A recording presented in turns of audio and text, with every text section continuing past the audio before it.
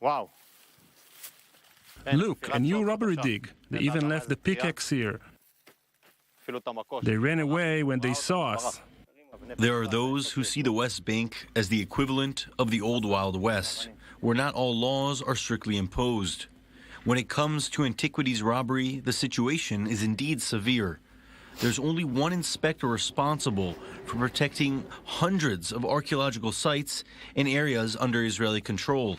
Recently, the situation became even worse, according to Eitan Mellet from Preserving the Eternal, a non-profit organization which guards against antiquities robbery and vandalism in the West Bank.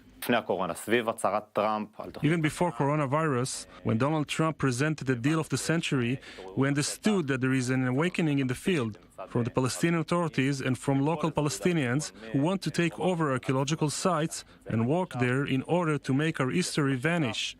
We mapped the sites in the area during the last month and a half, and we found that around 95% of the archaeological sites in the West Bank were robbed or vandalized.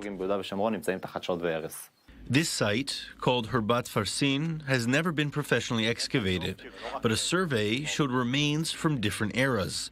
The most impressive are structures from the Ottoman period. The name Farsin preserves the biblical name Parash, referring to the descendant of the Menashe tribe.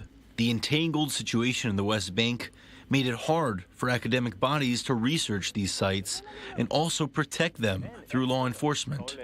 Mellet believes that looting and vandalism of archaeological sites is done not only by individuals, but is also directed by high-ranking officials of the Palestinian Authority. If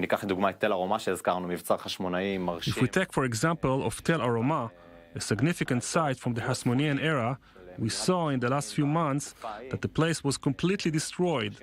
The governor of the Nablus district came there and gave his famous victory speech, saying it's actually a Palestinian heritage site. Mellet was recently detained by Palestinian police when he traveled in Area C to this site, which is under Israeli control. We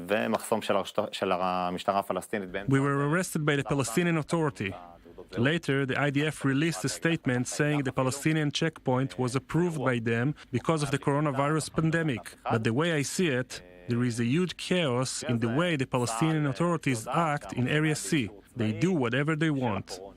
Mellet hopes that perhaps the annexation of the Jordan Valley will put an end to the robbery and destruction, at least in some of the historic sites in the West Bank, since it may give the Israel Antiquities Authority the power to fight against the looters, a battle it successfully managed in Israel. He hopes that until then, these valuable pieces of evidence from the past will not disappear.